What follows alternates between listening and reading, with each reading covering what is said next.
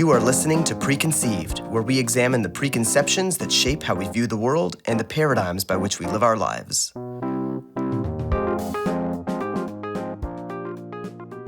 Hi, everybody. I'm Zale Mednick, and welcome to another episode of Preconceived.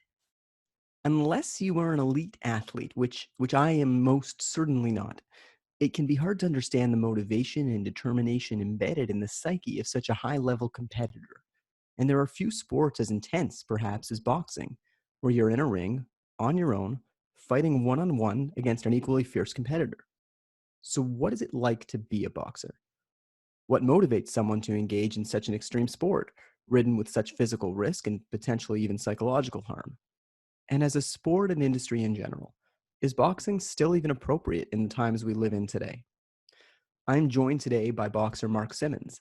Mark is a Canadian retired heavyweight boxer who represented Canada at the 2000 Summer Olympic Games in Sydney, Australia. He won a silver medal at the 1999 Pan Am Games and a gold medal at the 1998 Commonwealth Games. He was also a five-time Canadian national heavyweight champion, recording 200 wins and 241 recorded bouts. He has appeared in movies including Cinderella Man, starring Russell Crowe. In 2011, Mark joined the Ontario Athletic Commission as a professional boxing referee. Mark, welcome to the podcast. Yeah, thank you, Zale. I'm excited to be here. I'm honored to have you on. I got to start with, I mentioned in the introduction that you were in the movie Cinderella Man with Russell Crowe. Yes. That's a pretty cool experience. Tell me about that a little bit. Yeah, so the reality was I was retired from boxing, and it was about 4 years later, 2004, and I heard there was a movie audition, so I went down to the studio and I auditioned, and of course Ron Howard was there, and I was so thrilled to see Ron Howard. I was like, oh my God, like, I used to watch him in Happy Days, but now he's this big time director and everything else. And I got my picture with him, and it was really cool. And then I went to the audition and didn't hear anything. But my friend, and he was actually my Olympic teammate, Troy Ross, had already got a part in the movie, and he was in Australia already, because what they did is they flew us over to Australia to train with Russell, live with Russell, and so forth. So, and sorry, for those who don't know, it's a movie about boxing where Russell Crowe's a boxer. So this is what brought you into the fold. Absolutely, yeah. So yeah, the movie was based on Jim Braddock, who was called the Cinderella Man in the 30s. So he basically was down and out, his depression era, and he boxed and he started winning fights, and it came out of nowhere, and he became the world heavyweight champion basically. So that was the premise of the movie. So they wanted boxers, and they were filming in Canada, in Toronto, and they wanted real boxers to play the role in the movie. So my friend, who was also an Olympic teammate, Troy Ross, was over in Australia, and they needed someone for another part. Now, they already did the audition and they hadn't picked anyone, but he was pushing the stunt coordinator and the people over there. He said, call up Mark. And eventually they called me up and they said, hey, Mark, can you come to Australia in 2 days? And literally I had a full-time job, but I hadn't used any of my vacation. So I said, yeah, I can go. So it was literally like, it was a Tuesday, and on the Thursday I was on a plane, business class, flew to Australia. The next night I'm having dinner with Russell Crowe. So it was just crazy. So we spent a lot of time. This is peak Russell Crowe. This is like right after Gladiator, Beautiful Mind. Exactly. Yeah. And the funny thing is, I'd never seen a Russell Crowe movie. I knew who he was, obviously, but I'd never seen him. I didn't see Gladiator. And there I am sitting having dinner with Russell Crowe, and he's talking about some of his other movies, and I just kind of casually said to him, I said, oh, I'll have to rent that movie, because I think it was back in the day, even still 2004 VHS, or I didn't know. So what I was saying, but I said, I'll have to rent that movie. He goes, and I think he took it as a slight against him. He goes, yeah, well, I'll rent your movie too. And it was kind of like, I guess they said the wrong thing to an actor. I don't know. I thought he was being supportive by saying I'd rent the movie, but I guess you're supposed to buy the movie. But anyways, we got along really good. Like me and Russell, we kind of got really close on the movie. When we came back to Toronto for filming, I would see him 4 or 5 times a week because we were in rehearsals and so forth. But also every Sunday he would invite me on a bike ride. So we'd bike around Toronto. But going back, I didn't have a bike at the time, and it was my birthday, and there was training on a Sunday. He brought me down, and he goes, well, he used to call me Junior, because there was another guy called Mark.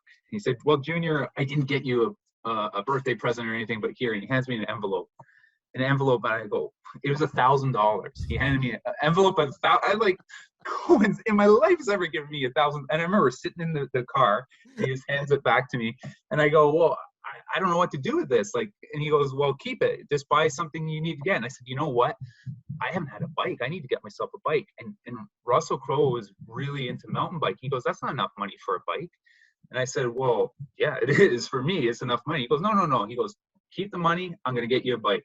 And he went down to Queen Street and bought me a mountain bike, like a $3,500 Cannondale mountain bike.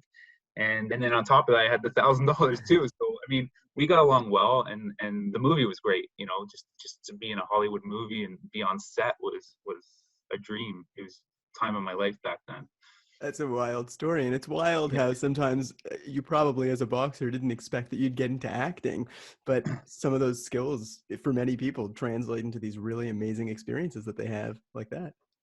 Absolutely, yeah, and yeah, I ended up doing a couple other little small parts in a little TV commercial and another little movie too, but that was the biggest one. And you know, people were saying, well, you should move to Hollywood and become an actor. I'm like, well, I'm not really an actor, you know, but I acted in the movie and I was dealing with the big Hollywood players, but I wasn't. I guess I didn't have that mindset. I guess everybody wants to portray themselves as a Hollywood star or something one day, but I just, you know, that was a different avenue, and I never, obviously didn't move to Hollywood, so I had my 15 minutes of fame, I guess, for that movie role. And a new bike and $1,000. Exactly, yeah. So, Mark, let's chat about boxing. So, Sure. There's so much to get into here, but I want to start off with your story, I guess. Why did you get into boxing? What attracted you to this sport out of the myriad of sports that exist? Well, so the reality is my dad took me down to the boxing gym at 5 years of age. So I don't think I had a choice. I went down the boxing gym and my dad took me down, and, you know, he was from England, and I guess, you know, boxing's a big sport in England, and it was also because I had a lot of energy. I was, you know, they used to get me to run around the block, you know, to burn off energy. That was their, you know, my parents would go, run around the block. I'd run around the block. They'd time me, and then they'd say, okay, run around the block again. So it was something to burn off energy, because I was a bit of a hyper kid, you know, and so I needed an avenue. So 5, 6 years old, I'm in the gym, and I'm a little bit of a novelty, because back then, little kids like myself, there wasn't too many of us. Now in boxing gyms, you see a lot of smaller kids, younger kids, but back then, 7, 6, 7, 8-year-old, no, you didn't see many kids at all. So I would be talking to all the champions in the gym, and these are guys that we would go out and watch at professional fight cards and so forth. So I just remember, you know, like Eddie Mello was like a big fighter back then, and there I am talking to him in the dressing room, and he's giving me motivational talks. Keep at it, you know. You listen to your dad. You tell me to listen to my dad, and because he came up from a little different background, you know, and a lot of people in the gym came from different backgrounds, and I just loved it. But I played all sports. I played hockey. I played baseball, but boxing was something where, you know, it's up to you. You know, there's no one to fall back on. You know, you have to train hard, and physically, if you lose, it's your fault, you know. So That's what's so fascinating about boxing, is that, I mean, first of all, it's not a team sport. And then beyond being not a team sport, it's probably the most intense solo sport there is. It's just, you're in a ring, you're by yourself, you're one-on-one with someone. I'm thinking of tennis and other things, but with the physical implications of boxing, there's few things that really scream with that kind of intensity at you. absolutely. I mean, it's your two hands, your two fists, and it really is how hard you trained, you know, the work you put in prior to the belt, and there's no one in there to save you. So if you're up against your opponent, I had a different mindset back then too. I mean, I'm older, a lot older now, and everything revolved around my next fight. So if September 26th was my next fight, and that was, let's say, 2 months away, every day I had that date in my mind. Every day I thought about that fight. Every day I realized that when I'm running because of that next tournament or fight. And in a way, you know, I think back even as I got a little older, and, you know, 19, 20, and I start going out with my friends now. I never didn't drink or anything, but I'd go out to the bar, and it's 12 o'clock. I go, guys, I got to go home. You know, I got to get up for running tomorrow. And they're like, well, you know, we're having a good time. We're at the bar and they're having a good time. I said, but, you know, generally either you take the subway together, or, you know, pitch a taxi or a car to get downtown. And I'm like, I got to go. And I think, man, like, my friends really were there because they left with me, and they supported me, and they left, realizing that perhaps they could have, a lot more fun for the next 2 hours at the bar. But, I would leave, or, I say it's time to go. And it bothers me because I feel like I was so selfish, but it is what it is. So, Well, I mean, it's not, they were just good friends. It's not you being selfish. yeah, they were good friends, but I wish I could have, I look back at things, and, one of my buddies, he reminds me periodically about little things, he would say you have to be selfish in a way, but yeah, they were good friends. So, In a way, to become an elite athlete, do you need that laser focus? And looking back now, was it worth having that laser focus to achieve all you did in boxing? Or do you look back and say, that was a great experience, but maybe I wish I had been able to have a different pace to my life when I was younger? I think the reality is I didn't know any different. As I mentioned, I started boxing at the age of 5. So my dad was taking me down to the gym 3 times a week, 6, 7 years old, then ends up going to 4 times a week. And I was playing hockey too, and going to school. And then as time went on, I just focused on boxing. That's all I knew. That's all I knew, was to train and continue to train. And my focus was to go to the Olympics. That was my dream, to go to the Olympics. So you take a step back, and I trained all these years, and the 1996 Olympic trials come along, and I'm the number 1 Canadian, or at that point expected to be the number 1 Canadian. Now, of course, you have to qualify internationally, and a fighter of the name of David Defiabon, who emigrated from Nigeria, came to Canada, and he was in the 92 Olympics at that time. So he ended up getting his Canadian citizenship fast-tracked so that he could represent Canada. We boxed each other. I lost. Then I have another opportunity to beat him, and I lost. And at the time, I was devastated. My whole life, I had trained to go to the Olympic Games, and here was David Defiabon, who came from Africa. But at the time, I just didn't, I didn't get it. But that's Canada. That's the way we're built. This country is built on immigrants from all around the world. And he went on to win a silver medal at the Olympics. And I look back at that moment, and that was the last, believe it or not, the last medal that Canada has won in the sport of boxing was David Defiabon, 1996. And I look back, and it was the best thing that happened to me, because the next 4 years, I said, wow, if David Defiabon can win a silver medal, and I was this close, to him in the ring, what can I do? And the next 4 years, nobody beat me in Canada. I would go on to, Commonwealth Games, Pan Am Games, Olympic Games, and I realized my dream to participate in the Olympic Games. It was to get into the Olympic Games. First of all, I believe there's not that many people who actually make it to the Olympics worldwide. It's about 12 or 15 people. Yeah, so in my weight division, it's 16, but in our qualifying region, you have to think of all the countries in between, are all the island countries, all of South America, US, and Canada. And there was 2 spots to qualify in our region. So they have like 6 spots or 8 spots, let's say, in Europe, and, it might be 3 spots in Africa, 2 spots in Asia, and so forth. But we had 2 spots, and I qualified one of those spots. So it was tough, because I literally had to compete with a broken hand. I had to win the tournament with a broken hand, and I did, and I won that gold medal. I had Puerto Rico, Brazil, Venezuela, Puerto Rico, and Brazil in the final. I beat Jamaica before.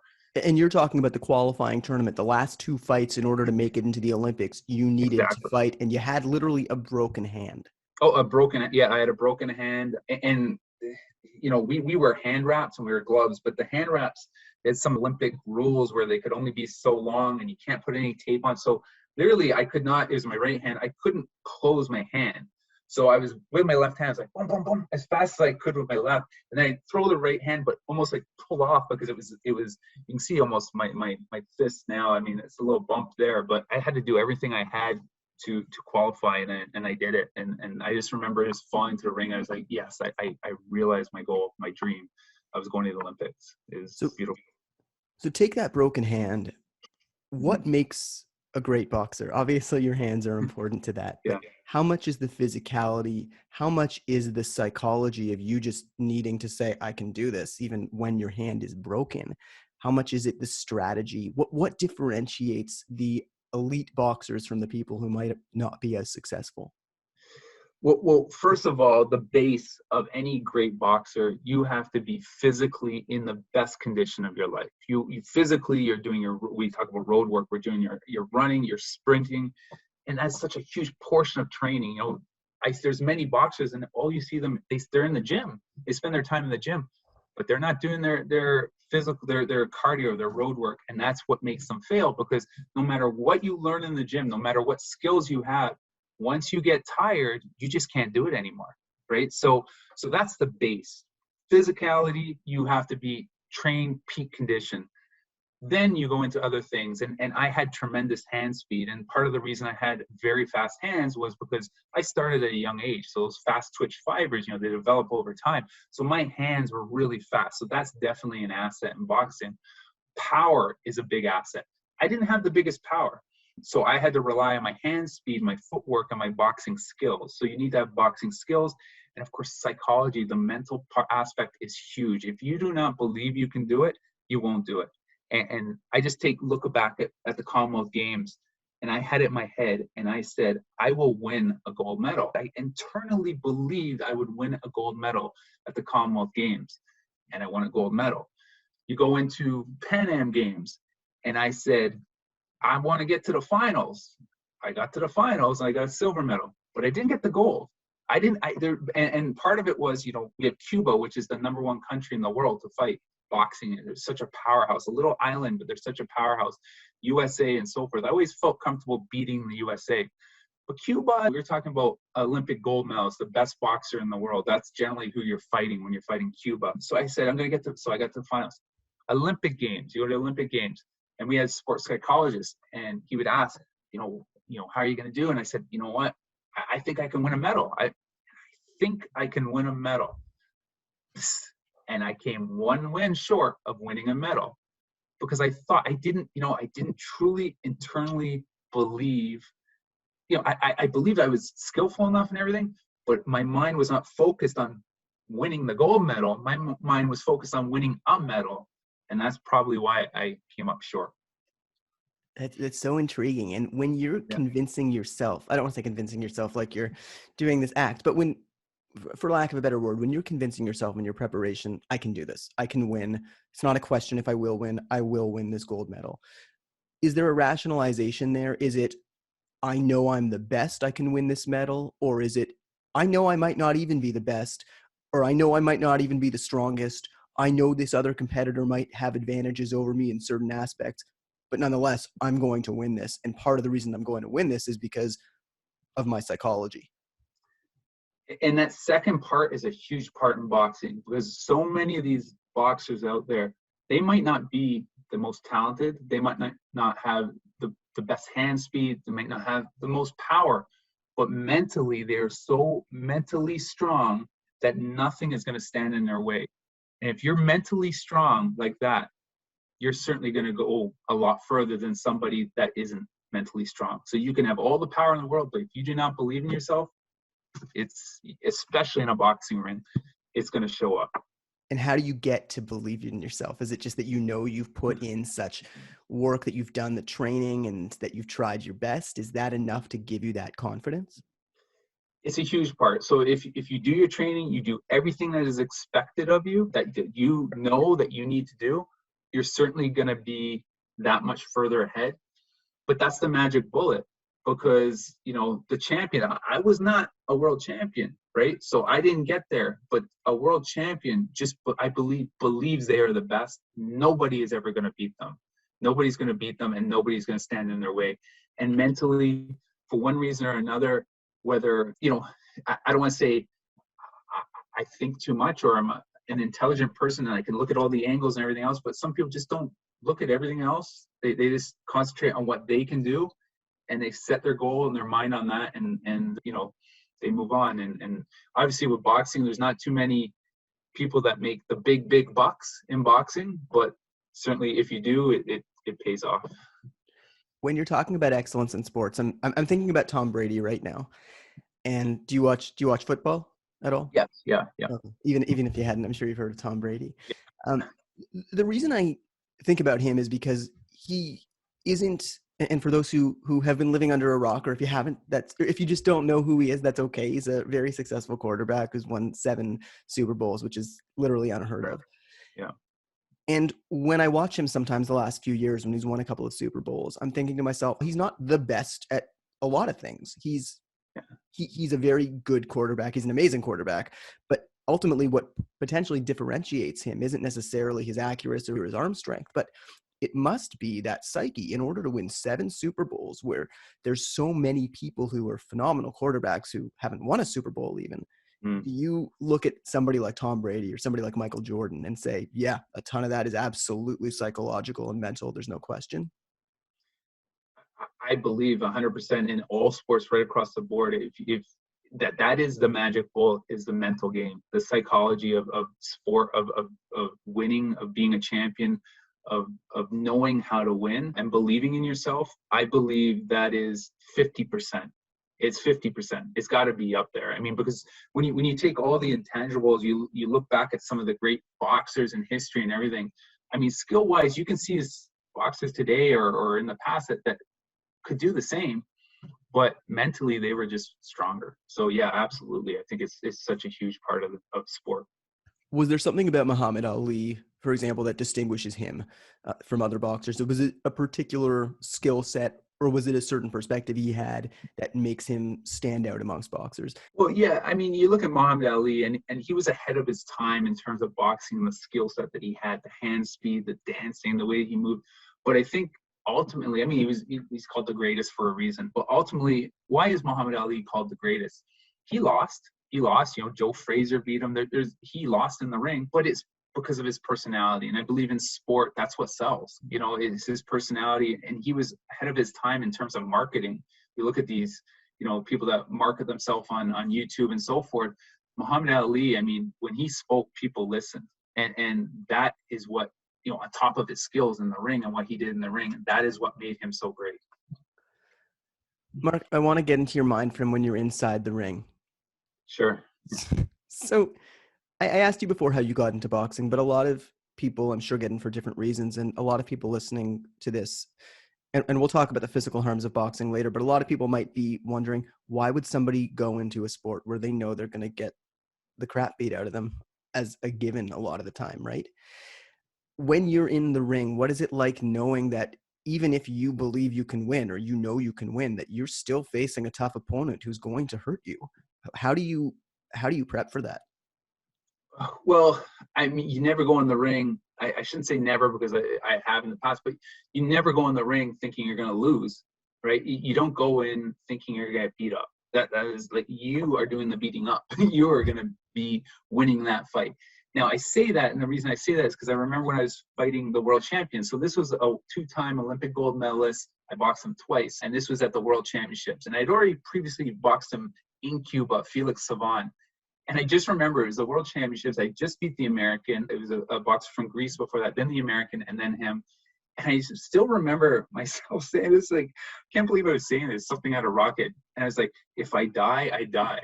I'm thinking like who thinks like that? But I literally was like, this is what I was putting on the line in that fight to win. Like, I wanted to give it everything. And I think mentally what I was saying to myself was, he's not gonna hurt me. He's not gonna kill me. We're going into a boxing ring. It's amateur, but of course, still bad things happen. But I had that mentality was, you know, if I die, I die. But reality is, no, I didn't want to die, and it's not probably not going to happen. But you just have to focus on what you can do. And when you're in the ring and the adrenaline is going, you're not feeling, punches are hard, don't get me wrong, but you're not feeling them like you will the next day. You know, like later on, this is especially in professional boxing. The worst part is the next day, the hours after the fight. You know, the next day, the swelling, the pain, you feel everything. Your neck is all like, it's, you know, maybe you have a headache and everything else. That's the worst part of boxing, is the next day. But in the ring, when the adrenaline is going, you're not really feeling punches. And ultimately, that's why also boxers get hurt, because they're in the ring and they've taken too many punches, and the adrenaline keeps them going. But whereas another time they probably would have said, hey, this is enough. But it's part of the sport. And then sad part of the sport. And then what keeps boxers going for the long time? Let's say the day after you're starting to get swollen and you're having a tough time, you might have lost a match and you're saying, I got to go out there. Is there a certain personality trait that a lot of boxers tend to have, or a certain set of experiences that leads somebody into boxing? So just going back to me, because I was an amateur boxer, so you'd be in tournaments. So if you win and you're feeling that pain in your neck and everything, you got to box the next day or the next day after. You go through a medical, but just to take a step back, you would never tell a doctor that you're in any pain when you have the next fight in the tournament. And that's sort of the missing part in boxing is, they say, well, every boxer goes through a medical before they fight in amateur boxing. You would never say that you have a headache. You would never tell them that you broke your hand. You just do not disclose that. So because you want to continue in the tournament. And that's the danger of the sport. That's looking back all these years later, I can look at that, and that's the danger of the sport. But what makes you keep going is the ultimate goal is to represent your country. For me, to represent my country, to travel around the world, to compete at the biggest games in the world, the Commonwealth Games, the Pan Am Games, the World Championships, the Olympic Games. That's what keeps people going. In the pros, is to become a world champion, to make the big buck. That's the end goal there. It's like hitting the lottery. I mean, you have to be skilled, and then you got to hit the lottery too. So I've always wondered this, and this might be a very basic question, but I'm okay sounding naive here. What are the guys in the corner telling you in between rounds when you're boxing? yeah. Well, first of all, it depends on the round. If you were perhaps losing, and first of all, you need to get your breath. They need to keep you calm, get your breath, and so forth. But they're probably seeing things that you're not seeing personally in the ring. So perhaps when you slip a punch and you land, there's a potential to land a right hand, and they can see that. They could see perhaps that you slipped the punch, but you didn't counter with the right hand. They're telling you, next time you slip that punch, make the opponent pay. Make your opponent pay. Slip counter with the right hand. It's going to land. He's sitting there waiting for it. So that might be one thing. They might tell you perhaps set your opponent up. A boxing match is a chess match ultimately. You're setting your opponent up. You're jabbing. You're seeing how your opponent is reacting. If your opponent is like palming the hand and his hand is dropping, well, the next time you jab, you feint, and you come over with a hook. So this is stuff that your coaches outside the ring are seeing, because sometimes you're naturally just reacting from your reactions in boxing in there. You're throwing the punches that you naturally will do, but you're not perhaps thinking it through enough, whereas they're seeing it.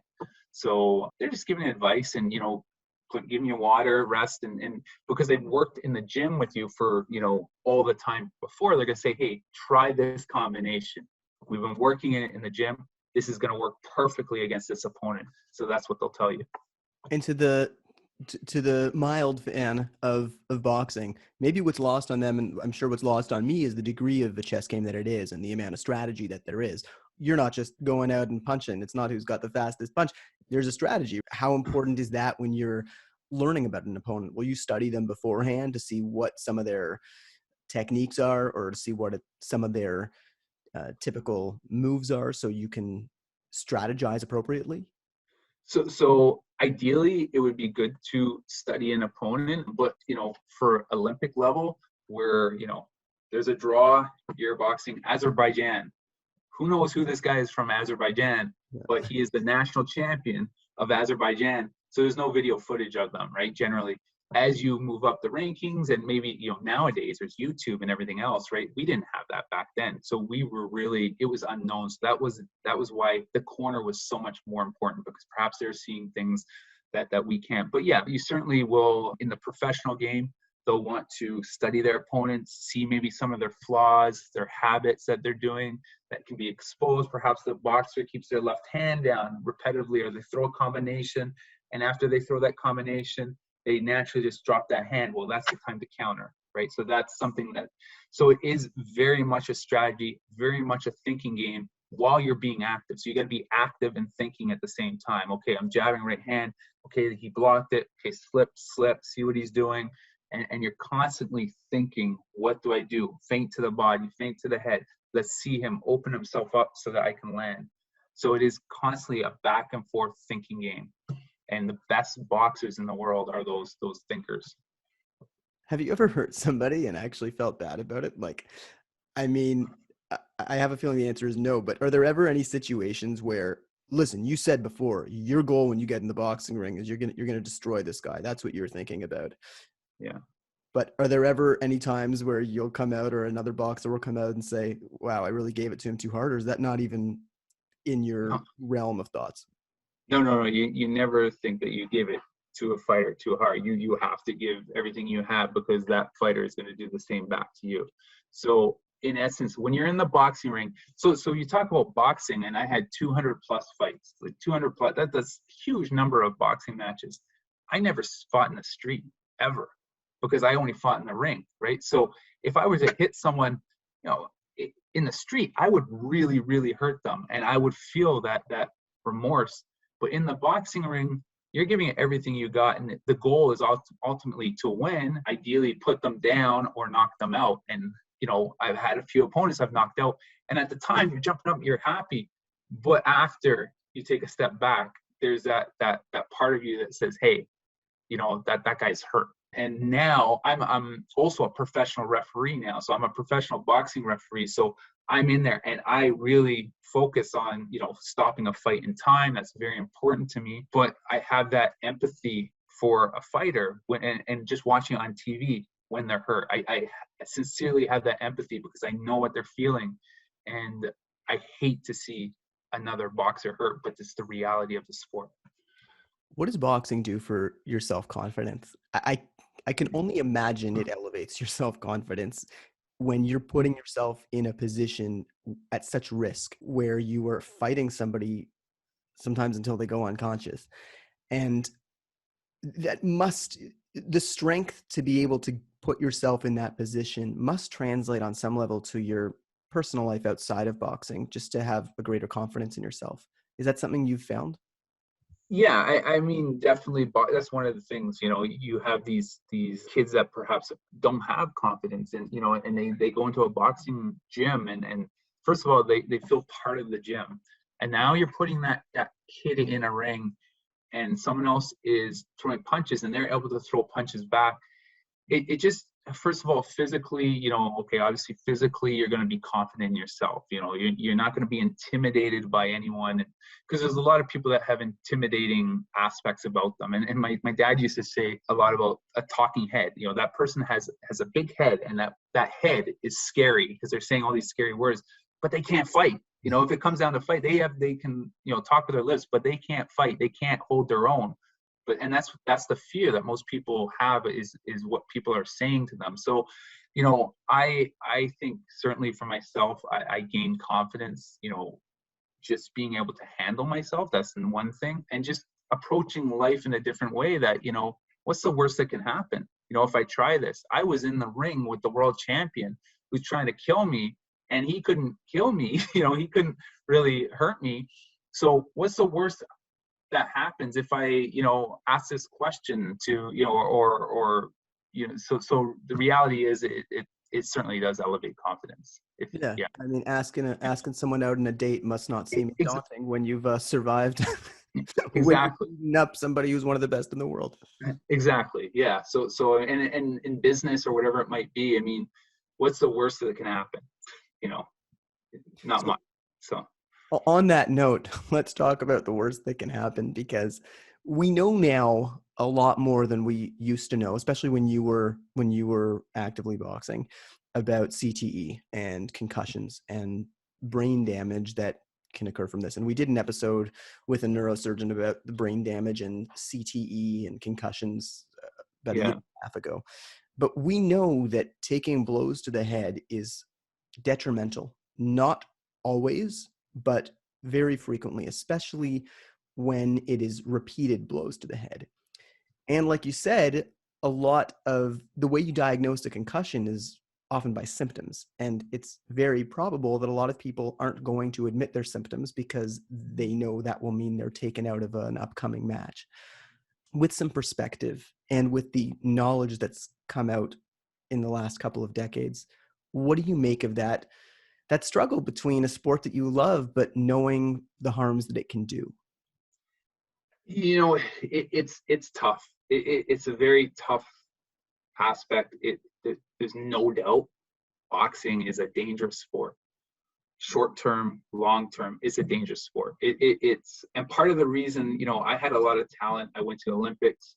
Part of the reason I didn't turn pro was because I saw a lot of things. I saw boxers that perhaps had been around too long and maybe were not speaking the best, or of course everyone saw the example of Muhammad Ali, and there's certainly, you think of, everyone knows Muhammad Ali, but 99.999% of people don't know all the other boxers that are experiencing the same thing, but they never made it to the heights of Muhammad Ali. So you think about that, and it's worrisome. For me personally, and I wasn't always like this, I try to do everything I can. I mean, my wife and we just don't really drink, we don't, that's one thing, so we might have one alcoholic beverage a month maybe. And, we eat relatively healthy. I mean, we're both vegan, we're vegans, so we're living a healthy lifestyle in our mind. And, I'm just trying to move forward in my life and do everything I can to help myself, because obviously I boxed a lot and there was a lot of trauma there at some point. So it's tough because I love the sport. I love watching it. I love, as I mentioned, I'm a professional referee. I go in there and I'm the third man in the ring, and there's no correct answer here. I don't think Sure. there's no right answer, but it is Oh. unfortunately a big part of the sport of boxing. And for some sports, they're able to make adjustments, like in football and hockey, about ways to reduce head injuries. But are they able to even do that in boxing because the nature of it is really punching each other? No, the short answer is no. Yeah. There's no possible way. And you look at amateur boxing, and in fact, they've gone backwards. So in amateur boxing, we all wore headgear. When I was boxing, we wore headgear. Now, did that really protect you against CTE or let's say concussions? Not really. You still feel the thump of the punch, but it protected you against cuts. But amateur boxing, they a few years ago, they took the headgear off. So now amateur boxing, they no longer wear headgear. So Why? somehow, yeah, so somehow they had medical physicians that came up with these clinical studies that showed that taking the headgear off reduced the amount of concussions in boxing, which is ludicrous. But their philosophy was, the headgear is a bigger target, a larger target. Secondly, their philosophy was the other part. They said that boxers that wore headgear were more accepting to take punches, whereas without the headgear, they're more likely to move their head, Mm. right? So I don't think any boxer, even though you have a headgear, you're not gonna want to just take punches. You would not do that. You're still moving your head. You're not saying So I'm good. I got the helmet on. Hit me. exactly, yeah. So in men's boxing, they took the headgear off. In women's boxing, they kept the headgear on. So explain that to me. I don't understand. If the headgear is somehow creating more concussions, why did they leave it on the women and not on the men? So obviously there's something lost in the translation there. So there is no possible way to make the sport any safer. It is boxing. It's boxing, and part of boxing is you hit to the body and you hit to the head. And a boxer will always receive punches to the head. So, there's no good answer again for that. Yeah. And it wasn't a question meant to have a black or white answer. It's a Yeah. gray issue. It's tough. Yeah. The industry itself, though, the way it works, obviously you know better than me, is that there's so many boxers who take just as many hits as some of the people like Muhammad Ali, who become super, super wealthy and famous. But for every Muhammad Ali, there's so many people who are taking the same injuries in boxing as much, but they don't go into that pro level. And they're never really being compensated financially to that same degree, even close. Does the system need to change maybe to financially compensate people who are providing entertainment to people and putting themselves in significant harm's way, but are never going to really reap those financial benefits that some of the people who make it big are? Or is that just part of the sport? So it's impossible. The reality is it's a sport, it's a business. So if we take professional boxing, often, they look at what a professional boxer gets paid, and they're up and coming. Let's say they get paid $2,000 or $3,000 for a fight, a 4-round fight, whatever it might be, and they're training 2-3 months. Is that any way that they can live on that? No. But people have the dream that potentially down the road, it will translate, if they keep winning titles, it will translate into millions of dollars and they're going to be wealthy and so forth. And the reality is 99.99% of the boxers will not ever make much money, and they'll never, certainly won't hit the jackpot. So it's a business. So if you have a promoter that's putting a fight card on, it only translates to how many people are in the seat and how much money they can pay each fighter. And locally, there's no possible way they can pay boxers more. Where's the money going to come from? It has to come from someone, the promoter. When you start getting TV fights, there's more money in the mix. But the majority of people just to be on TV is a big step in the right direction. There's no money. Like, what can I say? I mean, Yeah. the reality is there has been some thought, because the top title fighters that make, $10 million, $20 million, that perhaps 2% of the pay should go into a retirement fund for professional boxers. But try telling that to someone who's worked their way up, that 2% of $10 million, $200,000 is going to go to everyone else. They're not going to want to give up any of their purse, right? So, because you look at all the other professional sports, NFL, NHL, Major League Baseball, everything, they all have pension funds. Boxing, they don't have anything. So once you're done your career, you're on your own. And they're incurring, not arguably, they're definitely incurring the greatest risk. Absolutely. And the thing is, when you're boxing, you're a hero to many people. You have lots of friends, people around you. And when you're done, the limelight's gone. And perhaps if that boxer is struggling, there's no one there for you. It's sad. It's just a sad part of the sport. It's really sad. What do you make of the industry's shift from just having professional fights to more exhibition fights that have been showcased on TV? And maybe you'll explain it better than me what the difference is between an exhibition fight and a professional fight. Yeah. So the reality is, boxing has never been bigger. In boxing, TV fights are on, like pay-per-view fights. The money that these boxers, the champions, are getting paid is unreal. But what gains the most attention are these exhibition fights, these celebrities boxing one another. And that's what the average person is watching. But the reality is, from a boxing perspective, there's boxing on every week. Even during the pandemic right now, boxing on every week, every weekend. But you're not hearing about or seeing it because you're not an avid boxing fan. But boxing fans know about the fights. But the average person, back in the day would know about the Muhammad Ali fight, would know about the Sugar Ray Leonard fight, but they're not hearing about these weekly fights. They're only hearing about the Logan Paul fight, so. So Logan Paul, for example, an exhibition fight, he's not a professional boxer. So he actually has had one professional fight. So he was certified as a professional boxer, but let's clarify what is a professional boxer. Boxing is the only sport where you can turn professional, where you don't have to make it into the pros. You just get your medical and get your pro license, and you're a pro boxer. And this is the difference. I box amateur at the Olympic level. I box the best boxers in the world. Generally, the best boxers in the world, at the amateur level, they go on to become world champions at the professional level, for the most part. But there's so many people that could never make it to the Olympics, could never make it on the national team, for instance. What do? They turn pro. So you turn pro with the dream of, because pro's a little bit of a different game. Fights are a little bit longer, and it might be a little bit different too. You're sitting down in your punches, maybe power is a little bit more emphasized. But so the reality is, it's funny that anyone can turn pro. So I could take yourself, and if you had enough money in terms of a promoter to put a fight on, I could put you up against another doctor to raise money for charity, and we could make it certify as a professional boxing match, as long as the province or would certify you as a professional boxer. So in the US, so you have someone like Logan Paul. The reality is, Logan Paul was a wrestler in high school, and he's actually been training in boxing probably for about 5 years at least now. So he's not a complete novice.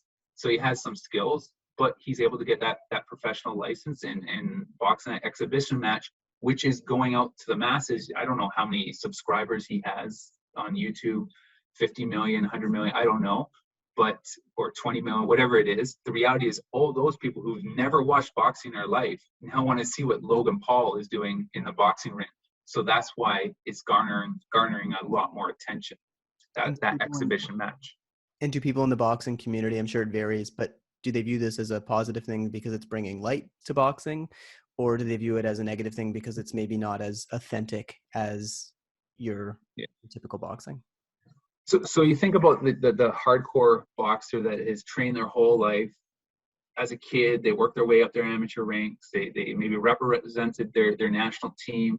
They went on to have a professional career, long professional career, perhaps boxed for a world title, and never made more than $100,000 or $200,000. And then they have someone like Logan Paul who walks in, calls out Floyd Mayweather, and makes $20 million. So there's a lot of hatred there, a lot of pain. But from the other perspective, if you're looking at it from a sport perspective, the more eyes that are watching the sport, the better. Because that casual fan, if you have 200,000 or 300,000 people that are watching that, and you get 3,000 more fans that are turned into hardcore fans, that's only a good thing. So in terms of marketing the sport and building the sport, it's only a good thing. In terms of, all those other boxers that have worked their whole lives and trained their whole lives in the gym and never will even see close to that kind of money, there's maybe a little bit of negativity there. Yeah, understandably. I wanted to end by asking you, are there any other major themes you want to cover? Or? No, I think I think boxing is certainly, sometimes people might think of it as violence or, a violent sport, but you have to think about what the sport gives to the community. You think about these, especially in the US or even in Canada, these gangs and these kids that are on the street and all they know is, guns and everything else. You put them in a boxing gym and it teaches them discipline. It teaches them to focus. It teaches them that when they're boxing and when they're throwing a punch, they're hurting someone. And the way they're learning that is because their opponent is hitting them back. And so when they go out and perhaps, in their daily life and perhaps were involved in crime and beating up someone or shooting someone, maybe that builds a little bit more empathy on their part, but more so it builds a focus and a goal, something to strive for. And so boxing serves a purpose in a big way, especially for these kids that are lost. A boxing gym is a home for a lot of kids that maybe don't have the parents that you or I had. It's a home, it's a family, and it takes them away from bad aspects of society. So Well, yeah. I think that's a big preconception. I think a lot of people look at boxing as, obviously it is violence, but that it's promoting out of the ring violence. But I think you framed that really well there with some positive insight and real world experience with people. Yeah. A boxing gym's always been a mixture of people. I mean, from all backgrounds. You have, growing up, people who are in the gym, you read about them on the news, crime and so forth. And in that same gym, you have police officers, you have lawyers. You look at the sport of professional boxing, it's a real mix of characters, the sport. That's what makes it interesting. So Mark, as an elite athlete, are there any messages you can give people that you find inspiring, that you can learn from sports and your time as an athlete, that can be transferred to people's lives just as they go about whatever they want to achieve in life? I think the main thing I take away is perseverance pays off in the end. And the reason I say that is, yes, I started as a young kid and I had a lot of talent, but I wasn't winning a lot when I was younger. I was losing. I never, you think of all the years I trained, I was never, going to the junior nationals or the intermediate nationals. I never made it. And then as time went on in the boxing gym, I would see guys with phenomenal talent, but they got sidetracked in life. They got, whether it was girls or whether it was, criminal activity or whatever it might be, they got sidetracked and they didn't keep on going. So I think about myself and my dream was to go to the Olympics in 1996. I didn't make it. And all those years, so at that time I'd been boxing for 16 years. I didn't make the Olympic Games and I could have easily quit then. But I focused the next 4 years to realize my dream. And ultimately I got there. And I think in anything, to keep going, you're going to hit roadblocks. Things are going to be slammed in front of your face, but you got to keep going and keep moving forward and pressing forward. And that's really what life is about. No matter what you do, you have to keep moving ahead and focusing on what your dream is or your goal. Well, Yeah. Mark, I think that's really wise advice, and I'm so glad I got the chance to speak with you. You've provided such tremendous insight about what it's like to be an athlete, on the sport of boxing, and just life itself. Mark, thank you so much. Been such a privilege chatting with you. Thank you. And thank you for having me. And I want to personally thank your mother, Robin Mednick, for being so supportive of myself and my career, because I remember how supportive she was to all athletes. And that's just a personal thank you. And you must be proud to have a mom Well, that's like that's that. very kind of you. And for those who didn't hear the episode that she was on, she was involved with Canadian athletes, so that's how she connected me with Mark. So, thank you Absolutely. for those kind words. Yeah. Thank you, Zale. And thank you, everybody, for listening to another episode of Preconceived. If you're enjoying the podcast, please rate and review us on whatever podcasting platform you use. That really, really helps with exposure of the podcast. And have a great day.